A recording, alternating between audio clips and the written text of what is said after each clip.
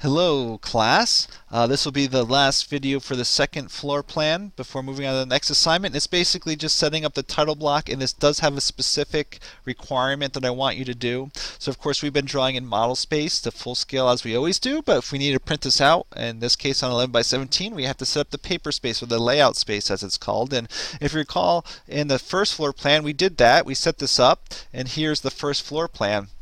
What you can do is you can actually make multiple copies of paper. So what I don't want you to do is I don't want you to take this first floor plan and turn it into the second floor plan. That would be easy. You just follow the exact steps that were in the original video, but just show the second floor plan instead.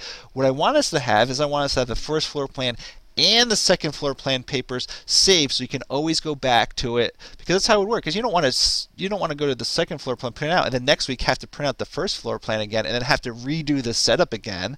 So I'm going to show you how to make more layouts, and I want you to do this for all the rest of the assignment. And so we're going to have several drawings after this. For each one, I want to have a different layout, and I will be checking that and making sure that's part of the requirements.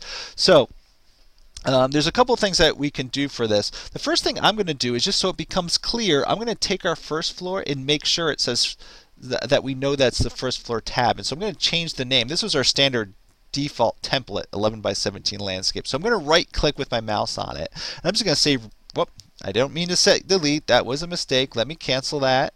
Sorry, right click over here and hit rename. That's what I meant to do. And then I can just type in and say first floor. Or even if I want to make it smaller so these things say nice and tight, I can do something like FLR, first FLR, to make it nice and tight. And so we can see the name of that change. And so now I'll know when I click on that button, it'll bring me to the first floor. Now I want to copy this because I don't want to start a new one, which I could do, but I don't want to start a new one because I have this all set up and like 90% of this is correct. I just have to show the second floor instead. So I'm going to right click over top of this tab again and say move or copy. These steps are a little harder than they should be, but it says move or copy. What I want to do is say create copy, and I want to have first floor selected just so it goes behind the first floor. Actually, it went in front of the first floor in this case, so I'm going to correct that. This is the weird thing about AutoCAD. It's not actually, it says first floor with a 2. That's the one I made a copy. So I'm just going to click and drag it over because it's a second floor, so I want it to be afterwards. Right, so does that make sense? Good. So it still says first floor 2, so I'm going to rename it just like I named the first one to second floor. So I'm going to right click down here and say rename, and I'm going to say second floor. Right, just like that. Of course, just because I changed the name, I still have to click on it. Make sure you click on it to make sure you have it active, because these are identical. If I click back and forth, it's hard to tell that I'm switching because right now they're still identical. But this is the second floor. Make sure it's highlighted.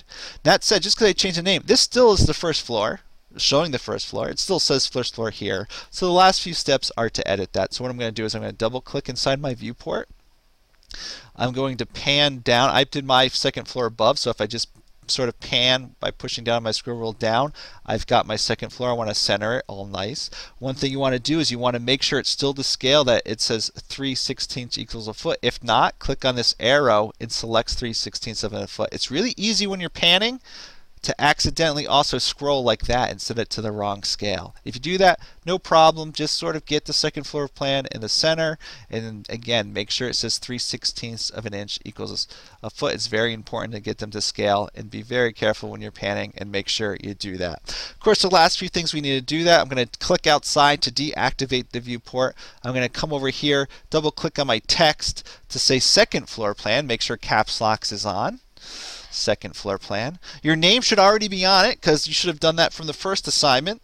Your scale should be fine. It should be the same. You do want to change the due date to whatever your lab's due date is. Your CRN, again, that should be set from the previous one. So these are generics. They change class, by semester to semester. So put in the right date. Should be all the same. And the last thing we don't want to forget to change is the number. This will now be a 1.2.